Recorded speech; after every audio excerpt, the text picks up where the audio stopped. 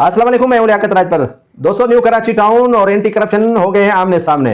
Radar पर आ गए हैं एंटी करप्शन के टाउन के जो वाइस चेयरमैन है वो। अब बात खुली है तो दूर दूर तक तो जरूर जाएगी, क्योंकि पहले था राज, अब राज हुआ है ओपन और कुशादा। राज भी खुला है और वो भी कुशादा राज खुला है। न्यू कराची टाउन और एंटी करप्शन हो गए हैं आमने सामने।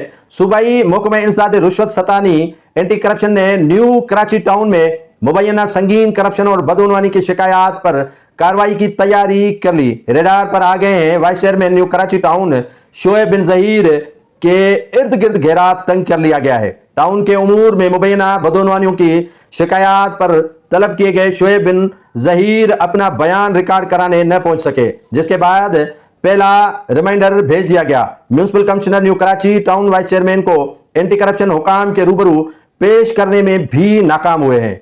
टाउन में 3 रिमाइंडर के बाद छापामार कार्रवाई का इम्कान हो सकता है।